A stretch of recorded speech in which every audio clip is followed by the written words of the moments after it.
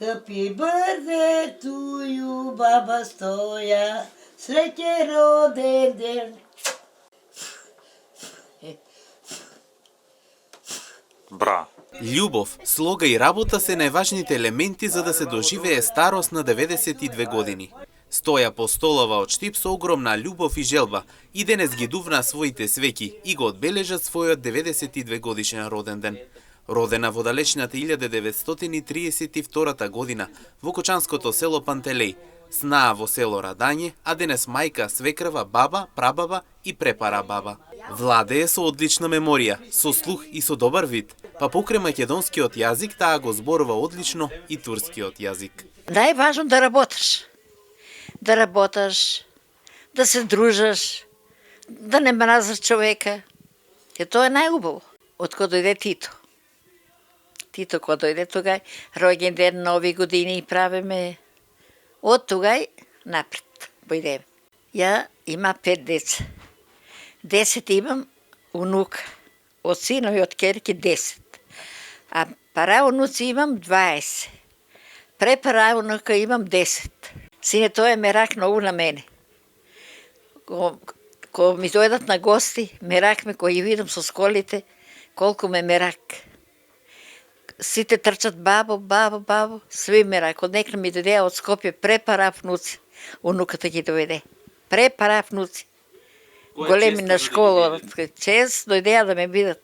А препара внуци кога дојде, кога улегнаат двете овеа, тие први са препара внуци. Чукунулуци. Тоа, не знам да ти кажам колку мерак. Осредом сакам да живеам, може да начекам. Ние едно време многу работеме. И копаме, и жнеме, и па се дружиме. Цел ден сте работили и после па на собор. Цел ден работеме и вечериња собереме се на сред село.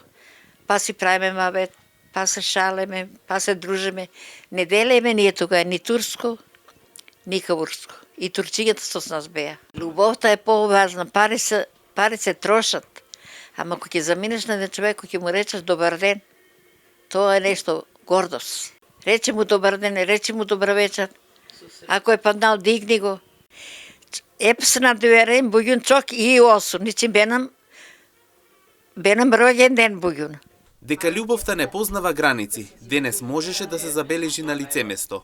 Во денешницата речи си е чудно, но во Штипи тоа е можно. Снаа и свекрва да се сакаат како мајка и ќерка. На мен ми е се исто. Кај мајката сум била 19 години, а кај се крват сум од 19 нагоре. Повеќе го имам живеано веко кај се крват, отколку кај мајка ми.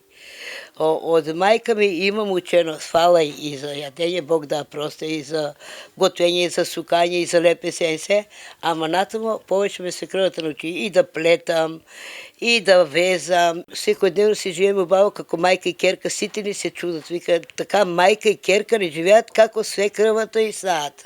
Поштувате ли се? Поштуваме се. Се. Нови години? Се. И ако дојде како невеста, кажам ти, на 7, на 8 беганка, на 23 октомври ми правија свадба. Одма. На 26 у неделя свадба, на 26 ујде мажи ми војска. И ја остана кај ние млада невеста. Од тот на кревето спијат деверо и свекоро, на воа креве ја и она ме гушне на рака како неја ќерка. Спала сум со неа. Со неа сум спала. Она ме е чувала, со мајка не сум спала како со неа. Многу баво. И девери, и етрви, и золви. Ние до ден денеска се немаме скарано. На младите посакувам како ние што го живееме животот, да го живеат сите. И јас од неа стекна го мојо.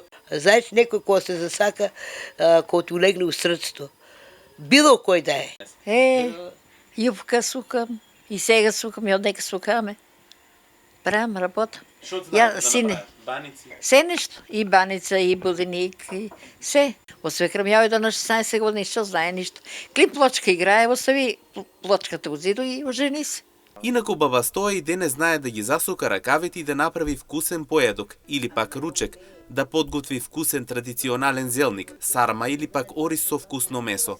Низината фамилија со топло срце секоја година го прославува низиниот важен ден во годината, па како што истакнаа за имнет, таа е нивната најголема гордост.